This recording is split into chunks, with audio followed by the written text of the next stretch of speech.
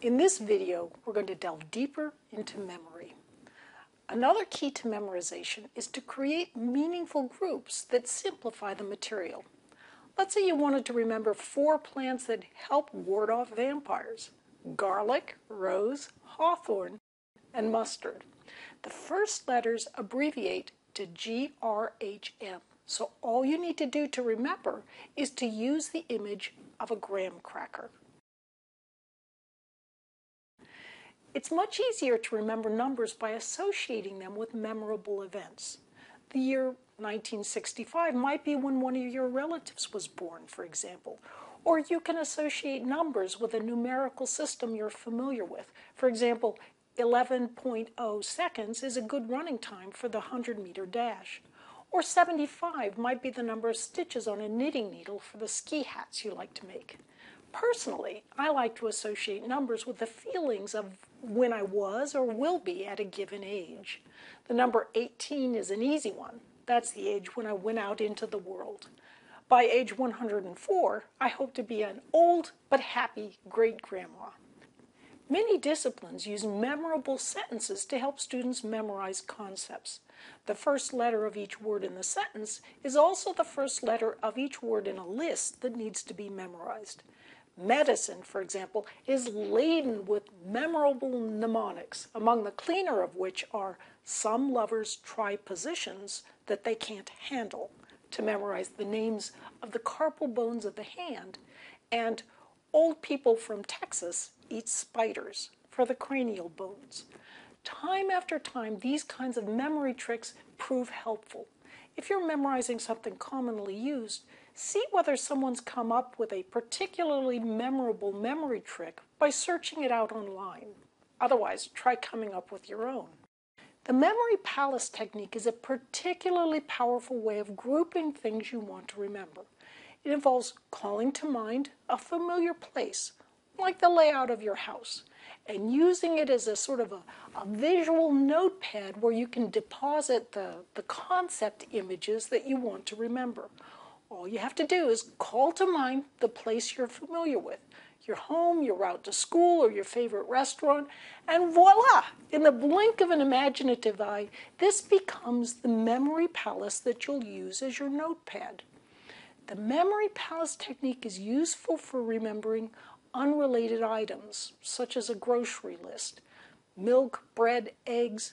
To use the technique, you might imagine a gigantic bottle of milk just inside your front door, the bread plopped on the couch, and a cracked egg dribbling off the edge of the coffee table. In other words, you'd imagine yourself walking through a place you know well, coupled with shockingly memorable images of what you want to remember. If you're studying finance, sociology, chemistry, or what have you, and you have lists to remember, you could use this same approach. The first time you do this, it will be slow. It takes a bit of time to conjure up a solid mental image, but the more you do it, the quicker it becomes. One study showed that a person using the memory palace technique could remember more than 95% of a 40 to 50 item list after only 1 or 2 practice mental walks where the items were placed on the grounds of the local university. In using the mind this way, memorization can become an outstanding exercise in creativity that simultaneously builds neural hooks for even more creativity. Purists might sniff that using oddball memorization gimmicks isn't really learning. But research has shown that students who use these kinds of tricks outperform those who don't. In addition, imaging research on how people become experts shows that such memory tools speed up the acquisition of both chunks and big-picture templates, helping transform novices to semi-experts much more quickly, even in a matter of weeks. Memory tricks allow people to expand their working memory with easy access to long-term memory. What's more, the memory process itself becomes an exercise in creativity. The more you memorize using these innovative techniques, the more creative you become. This is because you're building these wild, unexpected possibilities for future connections early on, even as you're first internalizing the ideas. The more you practice this type of memory muscle, so to speak, the more easily you'll be able to remember.